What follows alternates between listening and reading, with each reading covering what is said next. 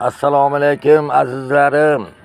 Mana ertalab men sizlarga ikki ko'z ko'r bo'lsa bo'lsin degan videoni tashlagandim. Shu bugun ertalab mana shu dalamda, prirodada, tabiat qo'ynida o'tirib, mana hozir 60 bitta prosmotr bo'pti. O'sha videoyimda men aytgandim.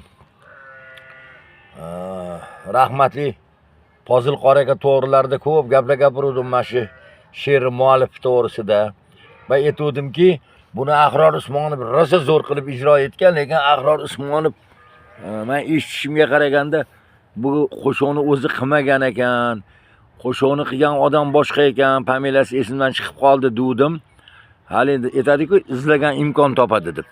Shu ertalabdan beri izlab topsam, qarang, mana hozir quvonib sizlarga boshqatdan mana shu videoni davomi sifatida, ertalabki videomni davomi sifatida bir yangilikni kiritib qo'yay deb sizlarga yana mana shu videoni boshqatdan tashlayapman azizlarim. Bu qo'shiqni Fozil qora akadan olib, bu she'rni Fozil qora akadan olib, ruxsat so'rab, kuy bastalab qo'shiq qilgan odam va aynan Abdusalom Soliyev ekan. Abdusalom Soliyev, u ham vodiyni bolasi, Farg'onalik, vodiyni yigiti. Eng men quvonganim, xuddi tilla topib olgandek quvonganim, u bola bizga begona emasdi. Juda ham bir kamtarin, juda ham bir xastan ham, cho'pdan ham hokisor. Juda ham ko'yni bo'sh, ko'yni yumshoq. İnsanlarga faqat ezgulik, yaxshilik, bir pas bo'lsa ham xush kayfiyat baxsh etadigan, o qadim bo'lardi-yu, bir darveshlar deyilardi-yu.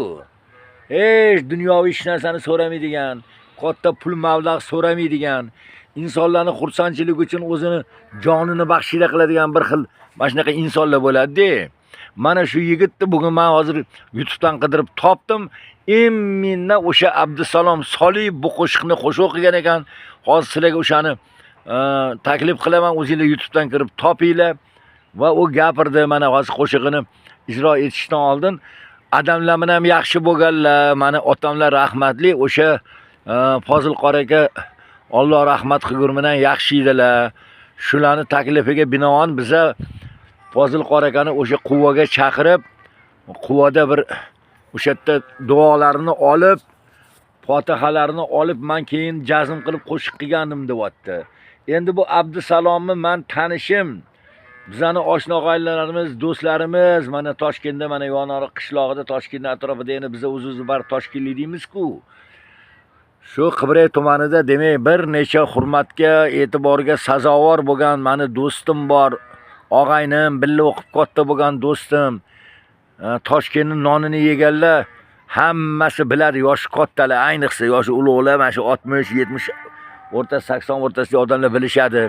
Bizda hali Serg'ozin instituti oldida Limonariya deydigan joy bo'lardi. Limonariya ne только u Toshkentga, ne только O'zbekistonga, nafaqat ne только demasdan, nafaqat O'zbekistonga, Toshkentga, u butun hattoki o'sha Moskvalarga Brejnev, Alloh rahmat qilgur, Sharof Rashidovich davrida o'sha Moskvalarga ham mashhur bo'lgan, Toshkentda eng birinchi mana shu limonning yangi navlarini yaratgan faxriy akademik Zayniddin aka bor edilar. Ana o'sha Zayniddin akaning kuyovlari do'stim Mannobjon mana shu Madaniyat kolxozida, o'zimizning qishlog'imizda yaxshi bir fermer xo'jaligini yuritib, shu yerda dala shiyponlarini qilganlar, rancho deyishadi Toshkentliklar. Shu yerga mashhur odamlar, o'sha Qorabaxti deyishadi, Baxtiyor To'laganov yoki bo'lmasa mana G'ulomjon akam, G'ulomjon Yoqubovlar kelib mashtada o'tirib, o'sha do'st bo'lib, ulpat bo'lib, Mannobjon bilan mashta qo'shiqlar etib, mana shu sostavlarda o'tirish baxtlari biz o'shanga muyassar bo'lgan. Biza shunda mana shu Farg'onalik yigit ham ko'p kelardi. Mana shu Abdusalom familiyasini bilmasdik, biza Hofizdirdik. Hofiz endi bitta qo'shiqdan e'tibor, endi so'z. Kechqurunlari daladan, fermer xo'jaligimizdan charchab chiqib gaplashib o'tirsa, shu bola hech orinmagan. Bu bolaga na mikrofon kerak bo'lgan, na apparatura, na boshqa. faqat bitta mediator bilan bitta torda jaranglatib butun qishloqqa yetkazadigan qo'shiq yetardi.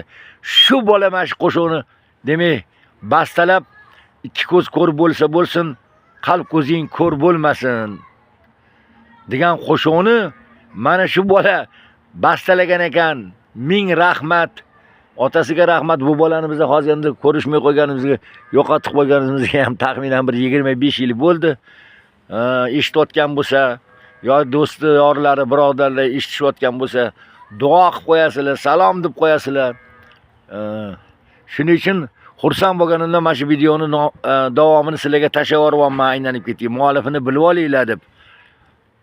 Mana shu qo'shiq juda ham ta'sirli. Men ikki qatorga narsani boya aytdim-ku. Yorsiz o'tsa o'tsin umring. Bevafo yordan ko'radigan joylari bor-da. Yoki bo'lmasam dini bor, g'ayri din yaxshi deydi. Ya'ni g'ayri din degani boshqa dindagi islom dinida emas. Dini bor, g'ayri din yaxshi, dini yo'q, kofir zarar degan joylari bor. Men nimaga ertalab aytdim? Mana shu videoyim Xudo xolsa manfaatli bo'lsin, Alloh manfaatli qilsin deganim. Mayli 70 ta odam hozir prosmotr bo'libdi. 10 ta bo'ladimi, 20 ta bo'ladimi? Ayniqsa yoshlarimiz mana shu Fozil qorakani o'sha ma'ruzalarini, u aqlli yig'ib yurish, hech qachon noshukurchilik qilmaslik, har xil oqimlarga qo'shilmaslik, dovdiramaslik, haqiqiy islomni, haqiqiy iymon yo'lini tutish. Mana shu vatanparvarlik ruhlar deb ma'ruzalar qilardilar. Mana shu she'rni yozgan ekanlar deb gapirgandim. Undan tashqari mana endi bu yerda yana bitta bu yerda reklama bo'lyapti, qo'shiq. Mana shu qo'shiqni eshitinglar. Juda zo'r qo'shiq.